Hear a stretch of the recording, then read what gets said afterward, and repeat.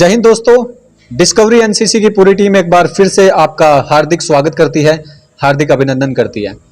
दोस्तों, आज हम आपको मिलाएंगे एक ऐसे कैडेट से जिन्होंने नंबर 2 हरियाणा एयर स्क्वाड्रन यानी कि एयर एनसीसी से 2020 में राजपथ का एक हिस्सा बने।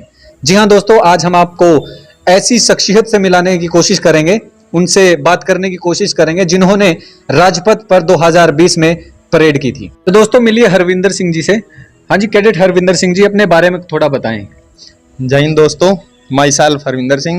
एंड सबसे पहले मैं धन्यवाद करना चाहूँगा डिस्कवरी एनसीसी की पूरी टीम का, जो कि मुझे बच्चों को मोटिवेट करने के लिए इस मंच पर मौका दिया। वैसे तो मैं एक फार्मर फैमिली से बिलोंग करता हूँ, बट जब मैं कॉलेज में एडमिशन लिया मैंने 2017 में, तो उसके बाद मेरे एक दोस्त ने मुझे इसके बारे में बताया कि एनसीसी, क्योंकि मैं उसको पता था कि मैं आर्मी में इंटरेस्ट रखता हूँ, तो उसके बाद उसने मुझे थोड़ा इसके बारे में एनसीसी के बारे में बताया, थोड़ा मोटिवेट किया। तो मैंने इसकी पूरी इन्फॉर्मेशन ली और मैं अपने एएनओ सर, अपने कॉलेज के एएनओ सर से मिला, जो कि सुरेश कुमार दुग्गल सर हैं। एंड उसके बाद उन्होंने मुझे फॉर्म फिल करवाया, बट मुझे इसके बारे में पूरी इन्फॉर्मेशन नहीं थी, बट आराम आराम से मैं इसके बारे में थोड़ा जानकारी लेता रहा एक दूसरे अपने दोस्तों से। इसके बारे में मैंने अपने सीनियर से इन्फॉर्मेशन ली और उन्होंने मुझे इसके बारे में बहुत कुछ बताया। देखिए हरविंदर जी, एक चैलेंज रहता है, क्योंकि गांव के जो लड़के हैं या फिर गांव से आने वाले उन बच्चों के लिए एक चैलेंज रहता है कि उनको एनसीसी के बारे में पता नहीं होता। आपको कहां से ये पता लगा कि एनसीसी आप ले सकते हो? ये तो आपने बता दिया, लेकिन कॉलेज में आके कैसे अपने आप को आपने मैनेज किया? जैसा कि मैंने आपको बताया कि मैंने इसके लिए बहुत अपने एक दूसरे यार दोस्तों से बात की, और फिर उसके बाद मैंने इसके बारे में सबसे ज़्यादा इसके 3 पार्ट थे मैंने पता किया, जो थे फिजिकल एंड जो स्पीच देनी थी, और इंटरव्यू भी था इनका। जो एयरफोर्स के बड़े बड़े वो स्टाफ के मेंबर थे वो इंटरव्यू लेते थे, तो उसके बाद मैंने इंटरव्यू क्लियर किया, स्पीच भी क्लियर किया और मैंने फिजिकल भी क्लियर किया। बट मुझे लगता था ना कि मेरा इसमें सिलेक्शन हो जाएगा, फिर भी मेरा सिलेक्शन इसके अंदर हो गया था। आपका सिलेक्शन हो गया, लेकिन पहला कैंप कौन सा आपने लगाया था उस वक्त? क्योंकि एनसीसी के कैडेट तो आप बन गए थे, तो कैंप कौन सा आपने लगाया था? सबसे पहले फर्स्ट ईयर में किसी को मौका ही नहीं मिलता था कि कैंप अटेंड करे। जब मैं सेकंड ईयर में आया तो उसके बाद डी कैट, एटीसी एंड बहुत सारे कैंप थे, जो कि एक बच्चे को बहुत मोटिवेट करते थे और बहुत कुछ सिखाने को मिलता था उसमें। तो मैंने डी कैट प्री आरडी के लिए भी अप्लाई किया था, जो कि मैं 2019 में उसमें रह गया था। बट जो आरडीसी कैंप लगता है हमारा दिल्ली, तो उसके बाद मैंने उसके लिए बहुत हार्ड वर्क किया।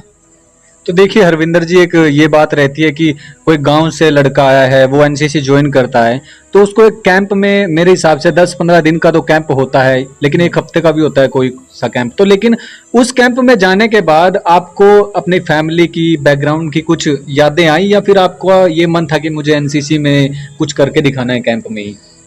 देखो जी, जैसा सबसे इसमें मेरे सबसे बड़ा साथ देने के लिए मेरी फैमिली का, मेरे पेरेंट्स का सबसे बड़ा साथ रहा। उसके बाद हमारे कॉलेज में जो एएनओ थे और प्रिंसिपल मैम थे, उन्होंने मुझे बहुत मोटिवेट किया। हरविंदर जी, आप हमारे दर्शकों को बताएं, जो आपने पहला कैंप लगाया था, उस कैंप में आपने क्या क्या सीखा? हमारा सबसे पहले जो सेकंड ईयर में कैंप लगता था वो था जो हमारी एनसीसी थी, नंबर 2 एयर एनसीसी करनाल। तो उन्होंने, हमारा एटीसी कैंप था, उन्होंने हमें फायरिंग के बारे में बताया, और जैसे फायरिंग होगी, फ्लाइंग होगी, और एनसीसी से भी बहुत ज़्यादा बेनिफिट होते थे इसमें। जो हमारा एटीसी कैंप लगता था, बहुत इन्फॉर्मेशन देते थे, इंग्लिश भी थोड़ा इंग्लिश भी सिखाते थे।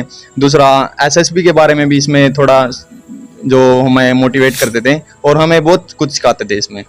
हरविंदर जी, आप हमें बताएं, क्योंकि आप जब कैंप में जा रहे होते हैं, काफी चीजें आप वहां जाके सीखते हैं, लेकिन जब घर आते हैं तो घर आके कैसा महसूस होता है? जैसे कि हमारे जैसे एनसीसी में जो स्टाफ मेंबर हैं, वो हमको एनसीसी में बहुत कुछ, कैंप में बहुत कुछ सिखाते हैं।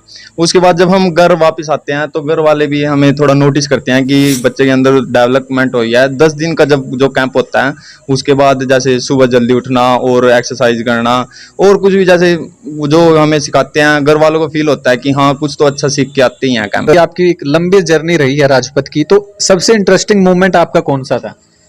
जब हम वहाँ सबसे पहले तो एक अलग ही लाइफ थी, जो आरडीसी का कैंप था ना, वो एक अलग ही लाइफ थी, सभी के लिए होती है। और उसके वहाँ जाने के बाद हमें मौका मिलता है, हमारे पीएम जो नरेंद्र मोदी हैं उनसे मिलने का मौका मिलता है, उनके साथ लंच करने का मौका मिलता है। और साथ में राष्ट्रपति जी हो गए, हमारे एयर चीफ, एयर मार्शल, सभी उनके साथ फोटो खिंचाने का, उनके साथ खाना खाने का मौका मिलता है, सभी बच्चे को मिलता है। और उसके बाद सबसे बड़ा मोमेंट हमारे लिए यही था कि हम इतनी छोटी सी उम्र में इतने बड़ी बड़ी हस्तियों से मिल सके। तो देखिए, एक अच्छा मूवमेंट होता है किसी कैडेट के लिए जब वो राजपथ से होते हुए पीएम नरेंद्र मोदी और राष्ट्रपति से मिलता है।